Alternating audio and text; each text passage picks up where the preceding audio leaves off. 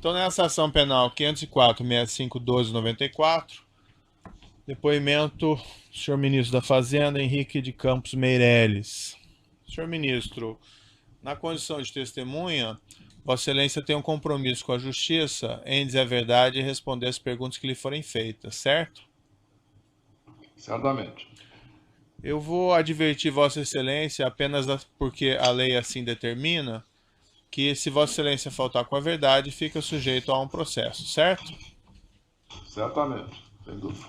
E, feito esse compromisso, eu vou passar a palavra aqui ao defensor do senhor Luiz Inácio Lula da Silva, que arrolou Vossa Excelência como testemunha. Bom dia, ministro Henrique Meireles. Bom dia. Ministro, se eu estou certo, o senhor deixou a carreira no mercado financeiro em 2002 e ingressou na política a partir de 2002. É correto isso? É correto. Eu era presidente do Fleet Boston Financial, que era um banco norte-americano, hoje parte do Bank of America Corporation. Aposentei-me lá no meio do ano 2002, voltei ao Brasil e me candidatei a deputado federal por Goiás, visando colaborar um pouco com o país. Correto. E por qual partido o senhor se candidatou e foi eleito, ministro? Eu me candidatei pelo PSDB e fui eleito pelo estado de Goiás. Perfeito. E só que, se eu estou correto também, o senhor, na verdade, já ingressou no governo do presidente Lula desde o início, não assumindo efetivamente o mandato de deputado federal. Sim, eu aceitei o convite para assumir a presidência do Banco Central. Já tinha sido diplomado deputado, mas ainda não tinha assumido o mandato, porque foi ainda em dezembro de 2002. Naquela época, não era viável essa acumulação. Eu não poderia me licenciar para assumir o cargo, então eu renunciei ao mandato de deputado federal. Correto. E o senhor poderia dizer brevemente, quer dizer, o senhor assumiu esse cargo que foi ofertado pelo presidente Lula. Quais foram os critérios que o senhor avaliou para assumir esse cargo no governo do presidente Lula? Naquele momento, o Brasil enfrentava uma crise bastante forte, de preocupação com o novo governo, entre outras coisas, mas também em função da dívida pública que estava elevada, etc. E eu tinha uma experiência que eu julgava ser útil neste momento. E como eu tinha decidido voltar ao Brasil e me dedicar a cooperar com o país num certo período, eu achei que nesta posição eu poderia fazê-lo, desde que com a independência devida a um Banco Central. E o senhor teve essa independência garantida pelo ex-presidente Lula?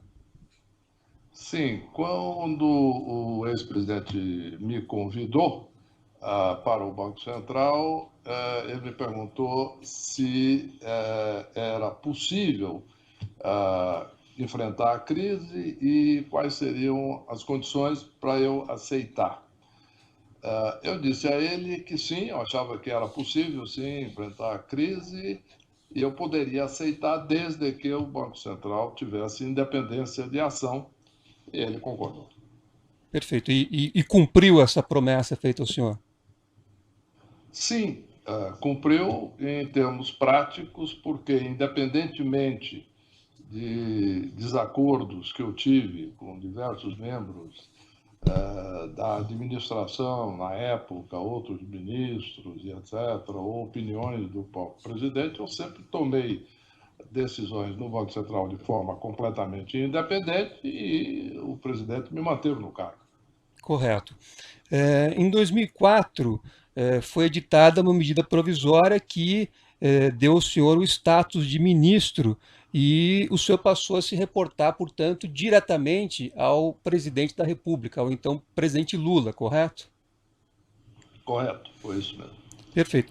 E Ah, ah, só uma observação: isso é uma prática comum em todos os bancos centrais de países relevantes, na medida em que, até aquela época, o presidente do Banco Central, se reportava ao ministro da Fazenda, que, do ponto de vista conceitual de bancos centrais, é inadequado. correto.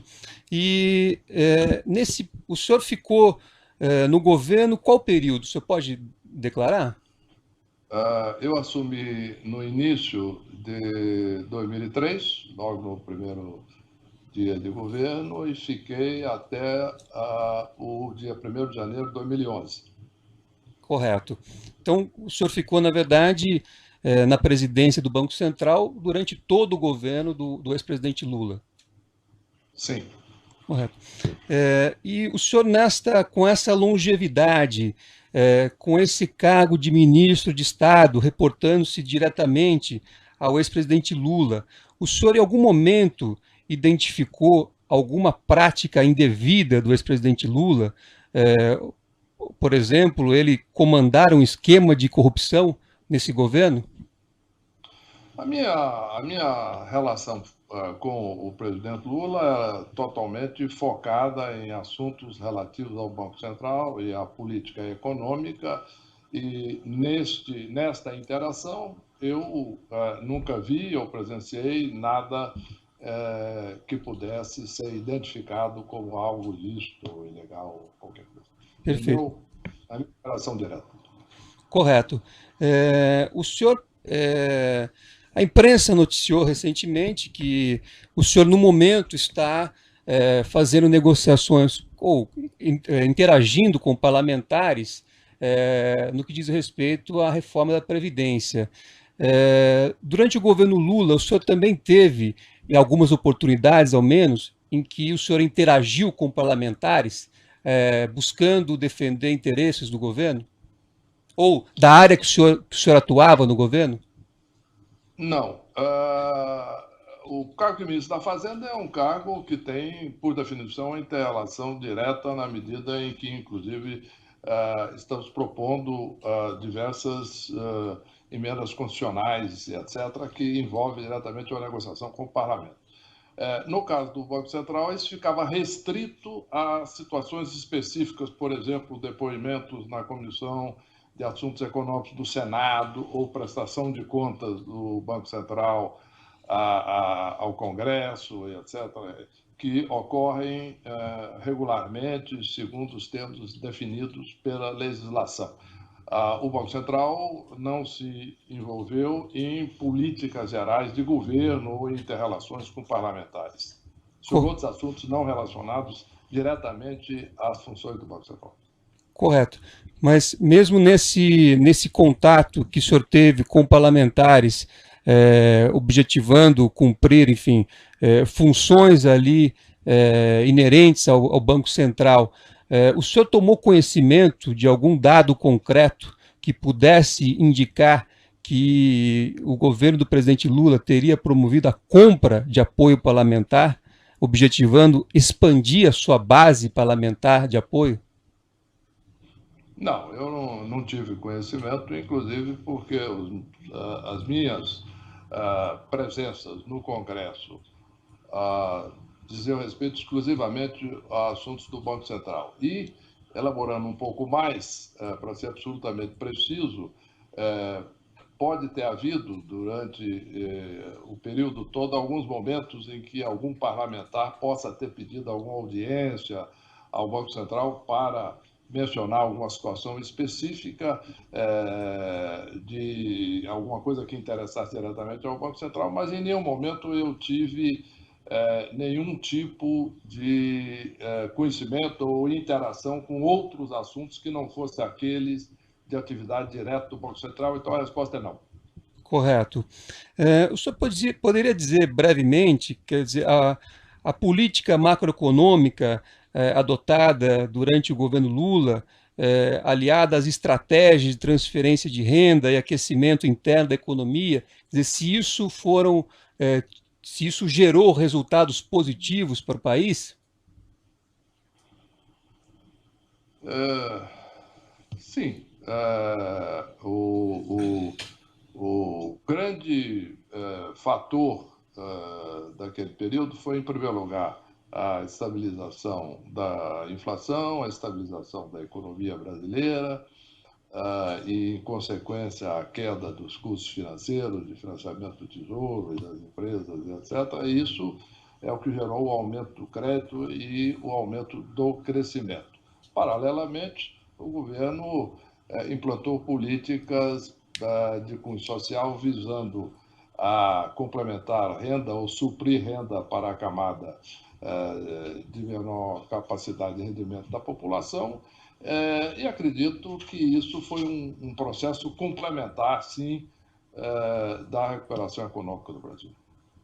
Correto. Então, pelos elementos que o senhor tem, quer dizer, o governo do presidente Lula foi um governo que trouxe benefícios ao país, e não um governo que tenha buscado benefícios pessoais para os governantes e pessoas do alto escalão do governo. Vou indeferir essa pergunta, doutor, não é uma pergunta apropriada, perguntando a opinião da testemunha e ela responde sobre fatos apenas. Eu louvo o indeferimento de Vossa Excelência e gostaria de fazer o registro de que esse critério de Vossa Excelência se aplique também a todas as perguntas feitas, porque nós estamos ouvindo acho que são já 69 testemunhas, em diversas oportunidades a defesa fez impugnação justamente com base nesse critério, ora adotado por Vossa Excelência. Mas eu respeito e louvo. A impressão é que a defesa está fazendo propaganda política do governo anterior, não é apropriado.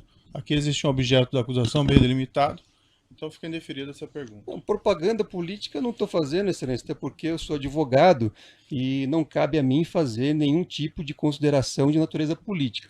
Eu só estou enfrentando a acusação difusa que o Ministério Público lançou nos autos. Tem alguma pergunta sobre os fatos do processo, doutor? Para a testemunha? Até agora eu fiz perguntas sobre fatos que estão narrados na denúncia. Tem mais alguma pergunta sobre fatos do processo?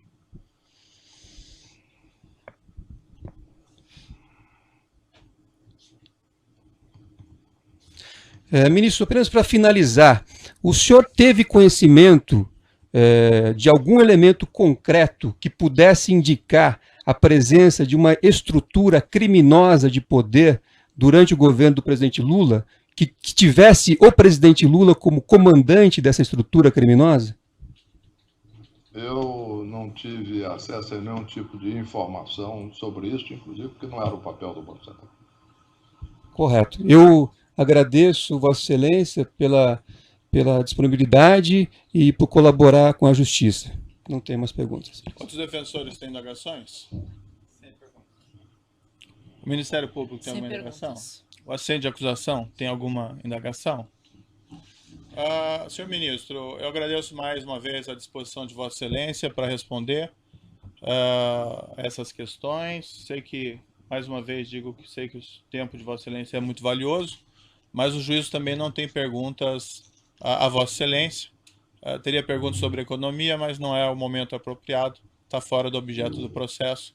Deixamos para uma outra oportunidade, eventualmente. Muito obrigado pela disponibilidade de Vossa Excelência. Obrigado, doutor Moro. Prazer falar consigo. Prazer.